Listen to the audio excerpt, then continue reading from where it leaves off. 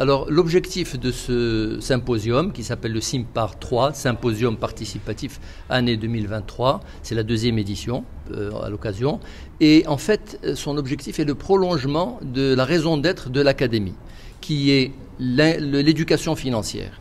L'éducation financière est un chantier national qui doit conduire à l'inclusion financière, qui elle-même doit contribuer au développement. C'est pour ça que le thème de ce symposium est la finance participative, outil d'inclusion financière et levier de développement. Deux grands volets dans ce symposium.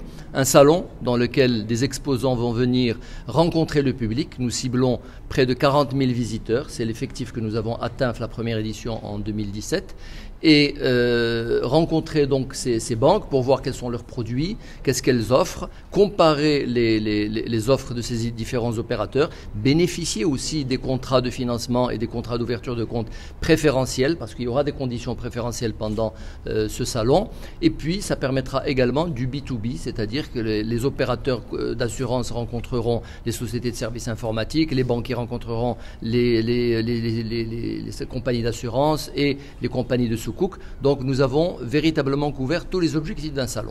À côté, et pendant les 3 journées, il y a un colloque qui va mettre l'accent sur 2 principaux axes, plus 2 autres accessoires. Le premier, c'est essayer de contribuer à résoudre par la réflexion et par le benchmark international la problématique actuelle du mismatch entre les emplois et les ressources des banques. Vous savez que les dépôts n'ont pas explosé comme les demandes de financement ont explosé depuis 5-6 ans, qu'il y a un écart, que ça a des raisons, qu'il faut les approcher et il faut aussi s'inspirer des pays étrangers. C'est pour ça que nous avons invité des directeurs de banque et des vice-présidents de banque de la Tunisie, de la Jordanie, de la Turquie, de la Malaisie et de l'Arabie Saoudite pour nous expliquer comment eux interagissent avec l'équilibre ou le matching des actifs et de l'actif et du passif.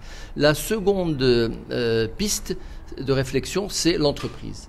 Contribuer à mettre en place les conditions pour réorienter les financements vers l'entreprise. Aujourd'hui, le financement de l'entreprise ne représente que moins de 5% des financements de la banque.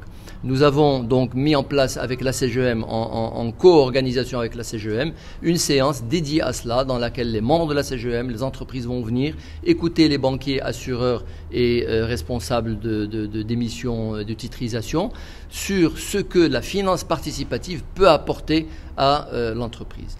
Il y a aussi des axes complémentaires comme les fintech.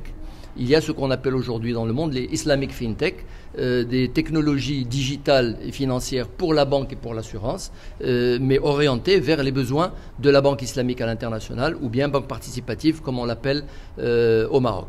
Et il y a d'autres thématiques que ce symposium va aborder dans son volet conférence. Bien entendu, il y a aussi, je le citerai, un concours du meilleur master. Il y a une formation certifiante qui va bénéficier à des universitaires, qui est co-organisée par la Banque islamique de développement et l'Académie. Il y a des distributions de prix, il y a beaucoup d'activités qui sont de nature à attirer la population et à atteindre l'objectif qui est l'éducation financière pour l'inclusion financière.